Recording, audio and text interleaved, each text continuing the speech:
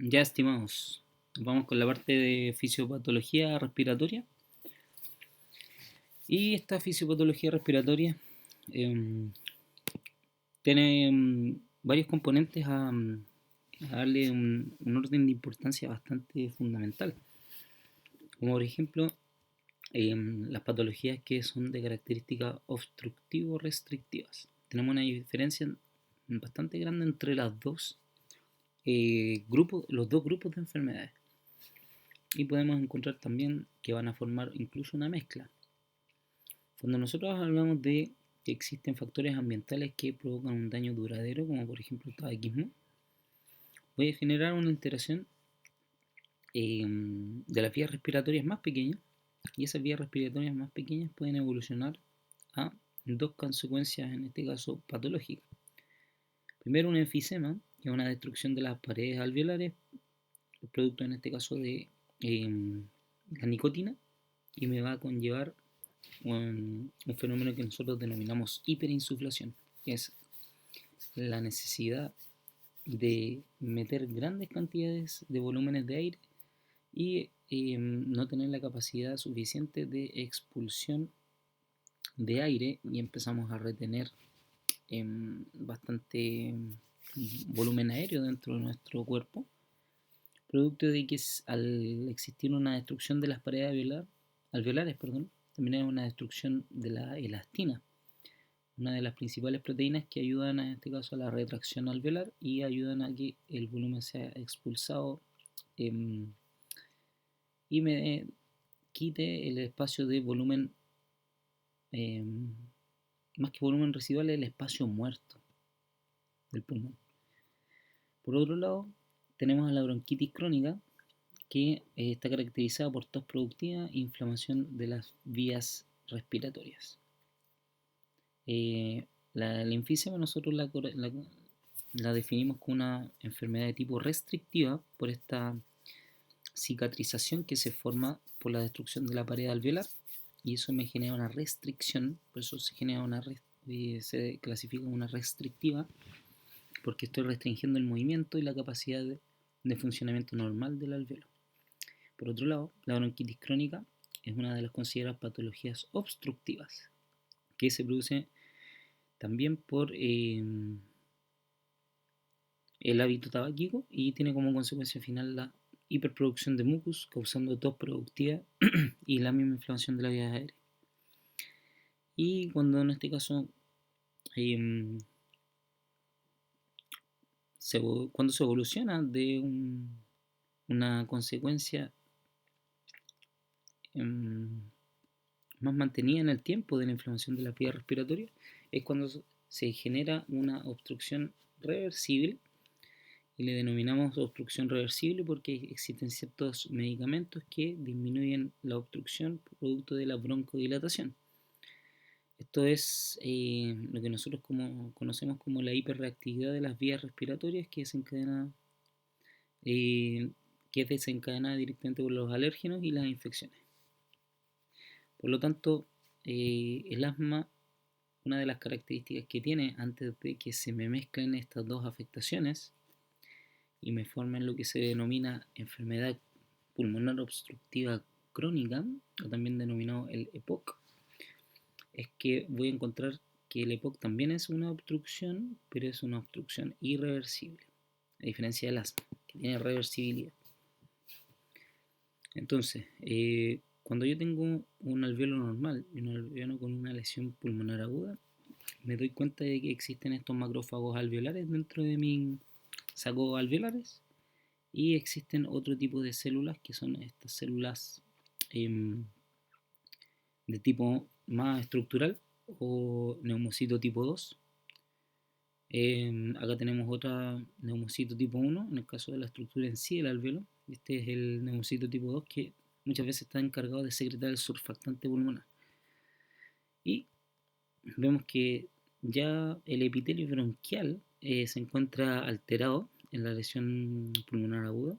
Hay en este caso destrucción de mis neumocitos tipo 1, restos en este caso necróticos, voy a ver una formación de la membrana hialina, producto del mismo contenido líquido que sale de mis células ya necrosadas, migración en este caso de factores proinflamatorios y migración y activación de, en este caso, los macrófagos alveolares. Todo ello directamente causando una afectación que puede ser de características más obstructivas o de características más restrictivas, dependiendo de la evolución. Y el EPOC, esa enfermedad pulmonar obstructiva crónica, que es nada más que una combinación entre el enfisema pulmonar y la bronquitis crónica, está considerada como una irritación irreversible de la vía aérea, o es una obstrucción irreversible, mejor dicho, de la vía aérea, a diferencia del asma, que el asma sí tiene reversibilidad. Tenemos que existen ciertas características en el enfisema, y dentro de las características que podemos señalar es que esta restricción o esta cicatriz, que es el enfisema mismo, puede tener varias conformaciones en su clasificación. Tenemos enfisemas centroacinares, paracinares, paraseptales y también tenemos irregulares. Acá tenemos un saco alveolar normal, un saco alveolar que mantiene su indemnidad, pero acá yo tengo la destrucción de las paredes alveolares y la destrucción también de la elastina que genera este enfisema centroalveolar. Está ubicado entre la conducción de la vía aérea y entre un saco alveolar indemne y otro que está severamente dañado. Tenemos en este caso enfisema paracinares también, cuando afecta todo el conjunto del alveolo, y en este caso el centro lobular. Tenemos también alteraciones que van a ser en la estructura en sí, dependiendo de la afectación que yo esté estudiando. El A en una condición normal, el B en un enfisema centroacinar y el C en un enfisema paracinar. ¿Cuál es la causa principal y más frecuente de la alteración a nivel pulmonar? El tabaquismo. Ahí tenemos que existen alteraciones producto de células inflamatorias que van a liberar elastasa, principal proteína que destruye a la elastina. Tiene una acción en este caso inhibida por las alfa antitripsinas, y esa liberación de la elastasa también produce una actividad reducida de la alfa antitripsina y una insuficiencia heredada de alfa antitripsina. Generalmente lo que me está hablando acá de que existen factores de protección que tienen ciertas personas para la defensa de sus células alveolares y otras que no tienen tanta defensa en sus células alveolares. Eso va a causar destrucción de las fibras elásticas del pulmón y se va a formar la cicatrización o la zona de rigidez que nosotros le conocemos como enfisema. Por otro lado, el tabaco me va a generar alteraciones en los vasos sanguíneos por la nicotina, causando vasoconstricción y migración en este caso de los neutrófilos a la zona del foco de lesión, que en este caso va a ser el alveolo. Existen especies reactivas al oxígeno que generan radicales libres y eso nos va a generar una desactivación de las antiproteasas y eso va a aumentar la elastasa de los neutrófilos. La elastasa destruye la elastina, hay daño tisular y en este caso hay opsonización de las proteínas o de los neutrófilos en este caso, y voy a generar un concepto que se le denomina la elastasa y metal o proteinasas de los macrófagos, los que van a ir causando esta rigidización paulatina y progresiva del mismo alveolo al depositar tejido de sostén o tejido de relleno en el mismo centro alveolar.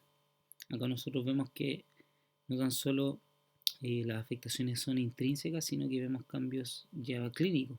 Vemos un aumento en la proyección anterior del tórax y en este caso hacia los laterales también. Esto debido a que existen ciertas zonas donde quedan atrapados el aire y no existe la capacidad de sacar ese espacio muerto de volumen aéreo, lo que empieza a generar un atrapamiento de aire del mismo fenómeno. Entonces nosotros le denominamos que esa alteración va a provocar un tórax en tonel. Por otro lado, la bronquitis crónica, que es una parte de la que hemos estado hablando acerca de la EPOC, se va a dividir o se va a ir evolucionando o desglosando en varias características distintivas de las dos patologías que causan el EPOC en sí. Tenemos acá la bronquitis y tenemos al enfisema. ¿Cuál es el grupo etario que mayormente se ataca? Si causa disnea o no, si causa tos, si tiene infecciones, si causa insuficiencia respiratoria, si hay una enfermedad pulmonar producto de una afectación, si hay una enfermedad cardiovascular o cardíaca producto de una infectación pulmonar, hay resistencia de las vías respiratorias, si hay retracción elástica, cómo es la radiografía de tórax y qué aspecto tiene un árbol pulmonar bronquial con bronquitis y un árbol con bronquitis de una enfisematosa. Perdón, un árbol en este caso de características enfisematosas en una radiografía. Por otro lado, el asma, que tiene características de reversibilidad, tiene las mismas características que la enfermedad pulmonar obstructiva crónica, pero es reversible, tiene estas características que con medicamentos van a volver a una condición normal. Por lo tanto, es una inflamación crónica de las vías respiratorias y se va a considerar una de las características principales y casi patognomónica que tiene el asma es la bronquitis crónica y la producción de mucus. Tenemos la vía respiratoria normal y un desencadenamiento en una respuesta asmática. Vemos que existe bastante ordenamiento. Esto vendría siendo la vía aérea, el mucus y las capas más hacia la periferia, digamos. Y el cartílago que está envolviendo prácticamente a mi bronquio. Ahora, cuando se desencadena el asma, se llevan a cabo distintos tipos de activaciones, tanto de los linfocitos B como de los mastocitos, los eosinófilos, que están bastante presentes acá. Me van a entregar una información esencial a la hora de activar esta sensibilización que es provocada producto de la hiperreactividad de la respuesta de las glándulas bronquiales a la hora de secretar mucus. Vemos acá una vía respiratoria con asma, que es bastante distinta a la que veíamos en condiciones normales. Hay aumento en la producción de mucus, eosinófilos presentes en el mucus, células calciformes en la membrana basal, una migración leucocitaria bastante importante y una sobreproducción en este caso de las glándulas o tener una sobreactivación de una mayor cantidad de glándulas vistas anteriormente o en una condición normal. Lo que pasa en fases inmediatas y en fases tardías de la destrucción del mucus bronquial o la exposición que nosotros vemos en el bronquio de un asmático, que puede provocar rupturas en este caso de los tejidos y también rigidización del mismo, causando este efecto como si fuese la combinación de ambos, de una enfermedad obstructiva y una enfermedad restrictiva al mismo tiempo. ¿Cómo se clasifica el asma? ¿Cómo se clasifican las bronquitis obstructivas crónicas? ¿Cómo se clasifican todos los trastornos dados por una obstrucción al flujo del aire que va a estar dentro del aspecto del EPOC? Y acá nosotros tenemos las consecuencias de la misma. principales lugares anatómicos, principales cambios clínicos, principales causas y signos y síntomas. Tenemos otra patología bastante importante que es el síndrome de distrés respiratorio agudo, que nosotros también lo llamamos como el edema pulmonar no cardiogénico, es decir, que el edema que se genera a nivel del pulmón no es dado directamente del origen de una afectación cardíaca, sino que se produce dentro de las mismas alteraciones del pulmón. Por lo tanto, dichas características de distrés respiratorio agudo se caracterizan por el comienzo súbito de una hipoxemia, en este caso una disminución en la concentración de oxígeno en la sangre, apreciable en unos infiltrados pulmonares difusos sin insuficiencia cardíaca. No va a haber ningún grado de afectación en el corazón,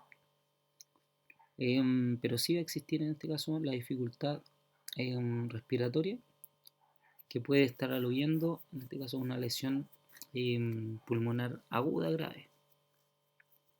Ahora, dentro de las mismas características del distrés respiratorio, podemos ver que existen afectaciones infecciosas, de lesiones físicas, exhalaciones irritantes, lesiones químicas, procesos sanguíneos, pancreatitis, y ojo ahí con la relación entre la pancreatitis y lo que nosotros conocemos como el síndrome de distrés respiratorio agudo, porque muchas veces las pancreatitis no generan el mismo distrés respiratorio. Hiperuremia, también vamos a encontrar circulación extracorpórea y reacciones alérgicas. Tenemos varios causantes del síndrome de distrés respiratorio agudo. Dentro de los más importantes que nos van a interesar también son algunos casos de lesiones físicas, como por ejemplo alguna fractura que suelte una embolia grasa, y esa embolia grasa vaya a generar la obstrucción que me genera la isquemia ya dicha. Las pancreatitis, ojo. Acá tenemos un cuadro resumen de lo que podría ser un estadio inicial del síndrome de distrés respiratorio agudo. De la misma manera hay factores en este caso de sobreactivación y de restos celulares que están dados por procesos necróticos. Habla de un poco de la lesión pulmonar, la neumonía, en este caso que es una patología, una afectación patológica que directamente está relacionado con las vías respiratorias. Se produce por distintos tipos de mecanismos de defensa local que van a generar una respuesta mucho más acentuada desde el punto de vista de los participantes del proceso inflamatorio, ya que involucran a los macrófagos alveolares de manera más directa, y los tratamientos son con inmunosupresores y pueden generar cierto grado de leucopenia dichas afectaciones. Entonces, de las mismas neumonias, vamos a ver que existen neumonias que son agudas extrahospitalarias, otras que son atípicas extrahospitalarias, otras que son neumonias hospitalarias, neumonias por aspiración, neumonias crónicas, neumonias necrosantes por abscesos pulmonares y neumonias en un anfitrión inmunodeprimido. Ojo con la inmunosupresión, que va a estar dando como característica casi patognomónica la declaración, en este caso, de una neumonía como enfermedad previa a la muerte. Una persona inmunodeprimida en este caso. Tenemos por otro lado una neumonía por aspiración que se relaciona con los bebedores crónicos, y podemos en este caso tener esas consecuencias más negativas desde el punto de vista del árbol bronquial. Lo que se adquiere en el hospital es bastante más complejo, generalmente una bacteria que va a tener como consecuencia mucha resistencia antibiótica, entre otras mutaciones que permiten infectar, colonizar y que la persona esté en gran cantidad de tiempo con esta afectación. Las neumonias que se adquieren fuera del hospital son de características en este caso un poco más benignas. Y hasta acá llegamos, hasta el siguiente video.